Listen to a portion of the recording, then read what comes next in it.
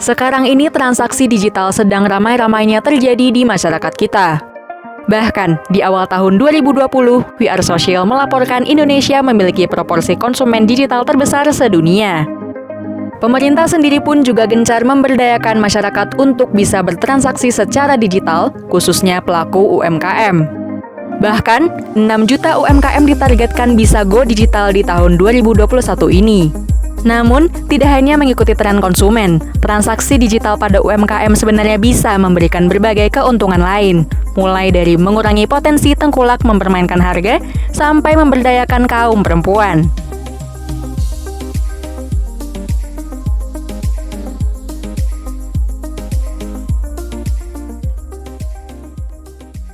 Masuk ke dalam ekosistem digital itu, interaksi antara konsumen dan produsen itu langsung, tidak berjarak.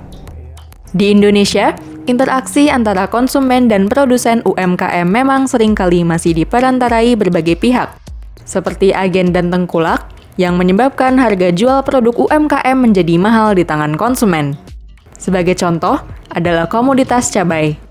Survei BPS menunjukkan, ketika cabai dipanen petani, komoditas ini harus dikirim ke pengepul dulu, lalu ke pedagang eceran, dan baru ke tangan konsumen. Alhasil, harganya pun terpaut jauh dari petani. Masuknya ke dalam ekosistem digital itu akan menerabas. Dengan rantai distribusi yang terpotong ini, harga di tangan konsumen pun menjadi lebih murah. Selain menghilangkan jarak antara pembeli dan penjual, digitalisasi juga menghilangkan batasan waktu berjualan pelaku UMKM. Tidak seperti misalnya Anda berjualan secara fisik, Anda hanya bisa menjual misalnya pukul 9 atau pukul 5. Dengan berjualan online, toko tetap bertransaksi hingga 24 jam tanpa harus mengikuti jam operasional pasar. Bahkan, banyak sekali mayoritas konsumen itu ternyata melakukan transaksi itu pada waktu sepulang kantor.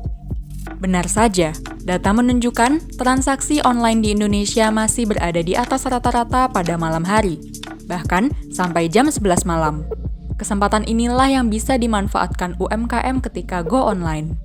Tidak hanya menguntungkan dari segi bisnis, digitalisasi juga bisa memberdayakan kaum perempuan untuk berkarir tanpa adanya diskriminasi. You know, technology is gender agnostic, right? Yeah.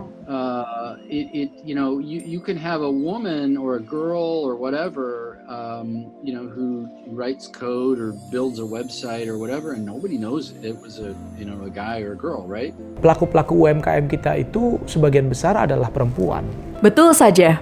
Data Bank Indonesia menyebutkan bahwa dari 57,8 juta pelaku UMKM, 37 juta adalah perempuan, atau lebih dari 60% dari seluruh pelaku UMKM di Indonesia.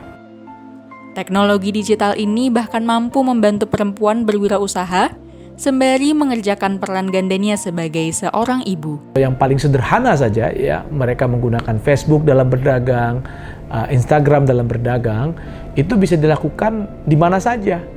Bisa dilakukan sembari memasak di rumah, bisa dilakukan sembari mengantar anak sekolah.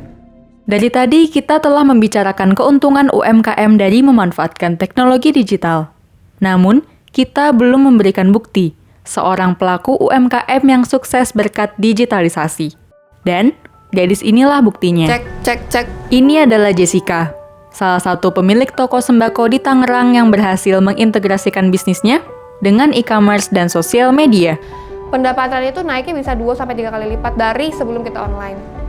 Cerita keberhasilan toko sembako Jessica kini sering diliput berbagai media di Indonesia. Bahkan, dirinya muncul dalam publikasi Grab sebagai bukti UMKM yang sukses berkat platform digital. Kalau mau nyampein itu ke orang-orang, mau nyampein dalam hal apanya? Kalau mau nyampein sih, jadi menurut aku peralihan ke transformasi online itu sangat dibutuhkan banget. Apalagi sekarang hampir semuanya by gadget kan. Sekolah, kerja, semuanya pakai alat komunikasi yang dari rumah gitu. Belanja pun sekarang kayak gitu. Jadi harus benar-benar dicoba. Belajar dari kesuksesan Jessica, teknologi digital merupakan hal yang wajib diintegrasikan ke dalam bisnis-bisnis UMKM. Dengan begitu, usaha rakyat ini bisa bangkit dari pandemi COVID-19 dan menggerakkan perekonomian Indonesia di era new normal ini.